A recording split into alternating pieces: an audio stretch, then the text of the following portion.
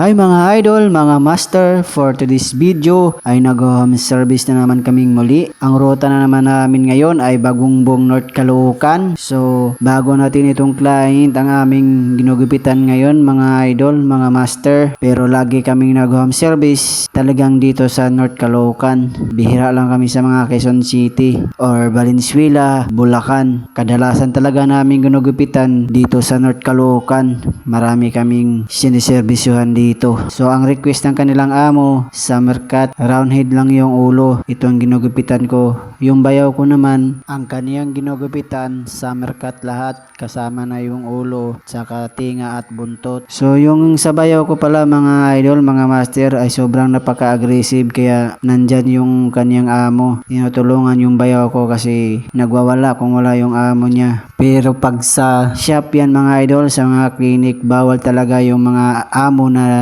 tumingin sa kanilang mga alaga or magpakita kasi magliliko talaga yan. Pero kabaliktaran nito mga idol, mga master, talagang nagwawala siya pag di niya makikita yung kanyang amo. Kaya ito nagbibihave na siya kasi nandyan yung amo niya.